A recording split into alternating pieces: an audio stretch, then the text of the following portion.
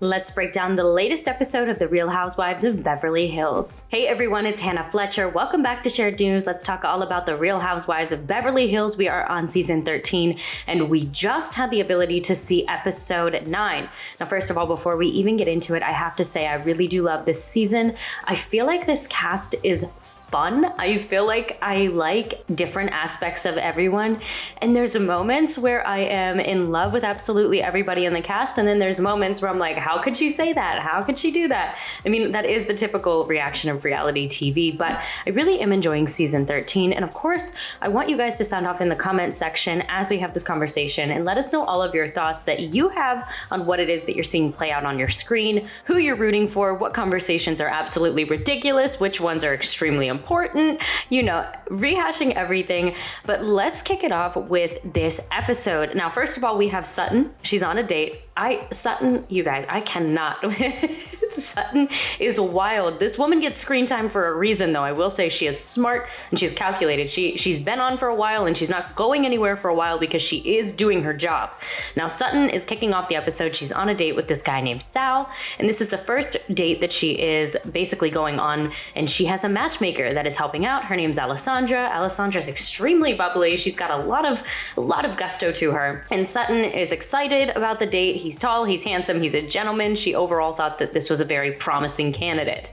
Now, during the date, Sal was very, very passionate about sharing a lot of anecdotes that really surrounded his mother. I think Sutton kind of caught on to this, and she definitely seemed to be slowly and progressively more and more turned off by the end of this particular date.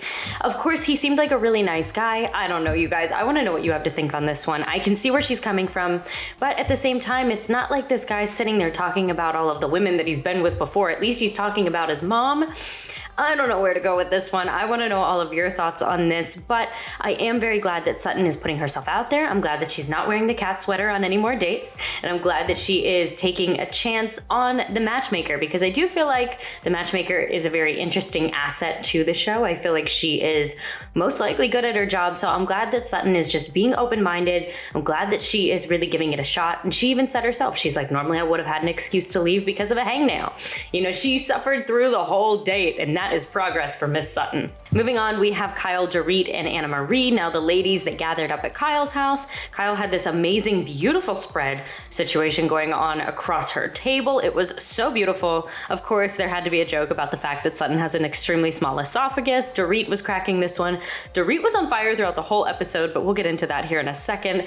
Now, Dorit also asked about Kyle and what she's been up to. Kyle mentioned that she's producing a new hour-long project, and then Dorit even joked about her. She's like, basically, the whole tone was, I feel like I don't even know who you are. I don't know what you're up to. And she joked, she was like, did you get a new tattoo? Dorit was making this joke, and Kyle was like, yeah, I did. So the fact that that was a thing came up, and also it came up as well that Morgan Wade, which, as you guys iconically know at this point, is linked with Kyle, one of her best friends. Speculation that maybe this is the person that she's moving on to post Mauricio.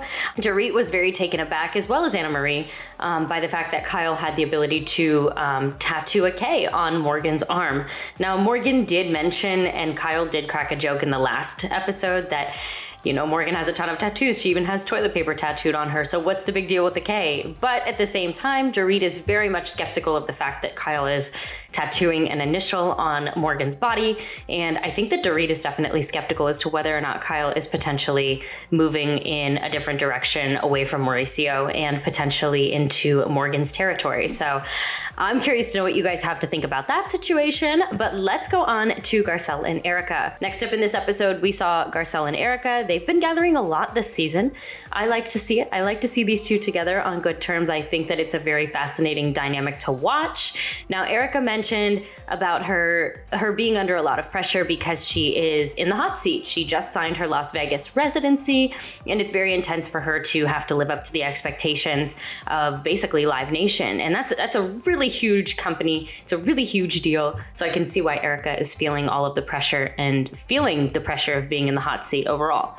Now, they were chatting, and then Sutton entered, and then Erika and Sutton and Garcelle were all together. Obviously, Garcelle was kind of the mediator because there was tension earlier on in this season, as we know with the whole Magic Mike situation with Sutton and Erika, but it seemed like they really seemed to move past things. They all had some drinks, they all got along, and it also surfaced about the whole Denise situation from the previous episodes of Erika and seeing Denise Richards, and then now Erika and Denise are possibly going to come face to face. Obviously they do, but this is at that point in the episode where they're unsure if they're going to.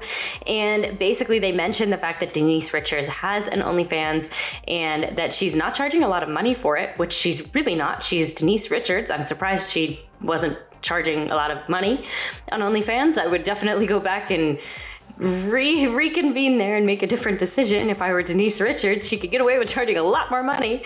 But they were talking about Denise and the fact that there was pre-existing tension and everything like that. Moving forward in the episode, we saw Sutton pay for Denise's OnlyFans. Everybody in surroundings of Sutton was laughing so hard, her glam team. And also we saw Garcelle basically filling in Denise about the fact that Erika was going to be present at the event for Taco Tuesday, and Denise seemed obviously less than thrilled. Moving forward into the episode, we have a clip of Dorit and Kyle. Now they're on their way to Taco Tuesday, which Crystal was ultimately hosting. Now Dorit mentioned that she overall felt very hurt by the fact that she feels like she's very distanced from Kyle.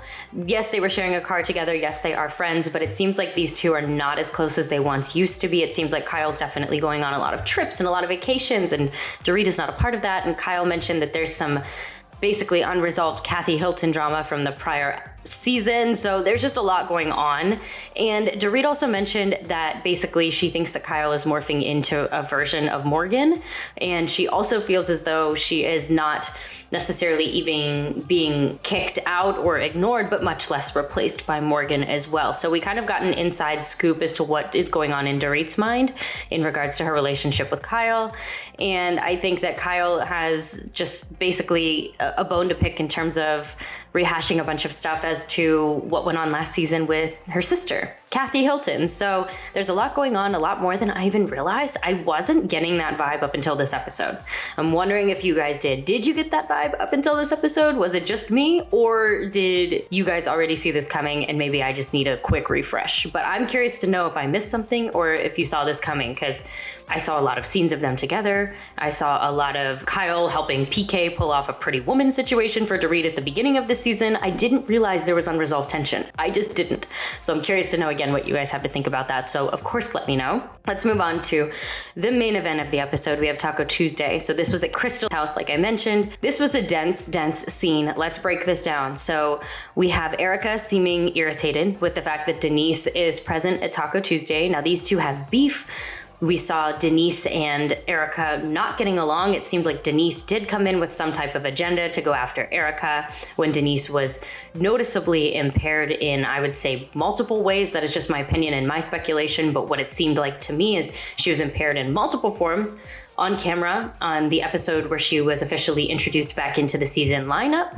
However, Denise did come for Erika and started attacking her, and I kind of did feel like, at least from an audience's perspective, on my end, it felt like it was out of nowhere. So fast forward to now, there's still that tension existing, and it seems like these two have some beef, some unresolved drama, and I feel like Erika's still very unclear as to why. She kind of gained a little bit of understanding that it was about a comment that she made in regards to Denise's daughters and them understanding certain things, and it definitely seems like it's a little bit out of proportion. But if these two ladies have to do their job, Denise has to do her job to remain on screen, so she's probably going to pick some type of bone with Erika in order to remain on screen and for the remainder of this season. So I'm kind of thinking that yes, she probably has something against Erika, but at the same time, she's going to complete her job and get her screen time. So whatever she does have against Erika, she's probably going to heighten it for the sake of the cameras.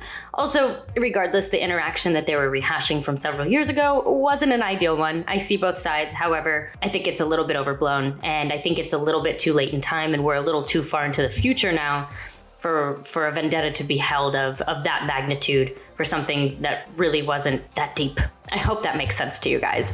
Anyway, So this is what's going on in terms of Taco Tuesday. Sutton arrives. She looks like Little Bo Peep, according to Kyle Richards, which was hilarious. I laughed so hard when she said that.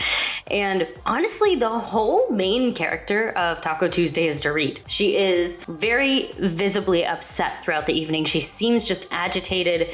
Dorit and Sutton had basically some tension with one another.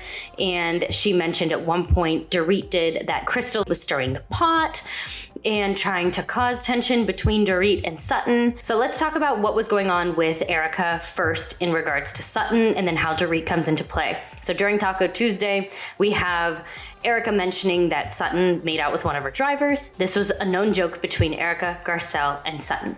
This was a joke that they shared when they all were gathered together, having a meal, having drinks earlier on in the episode. Now, we also have in tandem going on the fact that Dorit and Crystal have a little bit of beef going on with one another, because it seems like Crystal is trying to stir up the pot between Sutton and Dorit.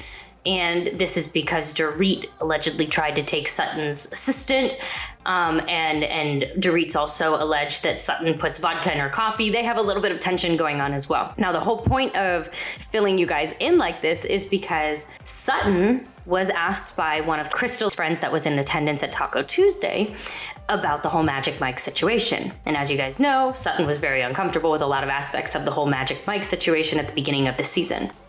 Now, with all of this in mind, Dorit volunteered the information that Sutton made out with one of her drivers, which was information that was privy to one group of the Real Housewives of Beverly Hills, not to the entire group. Now, Garcelle stood up for Sutton and didn't appreciate that Dorit shared that information with everyone. And Sutton said that those were not two equatable things. The fact that she was uncomfortable at Magic Mike and the fact that she made out with her driver, which honestly, I didn't agree with how Sutton reacted to Magic Mike at all, but I don't think that they are necessarily equal because of the fact that Sutton knows the driver, at least. And I mean, she's a grown woman. If she wants to make out with her driver, she can make out with her driver, in my opinion. Like, we can't get that upset over Sutton doing something like that. I don't see the purpose or the need. Is it necessarily workplace appropriate?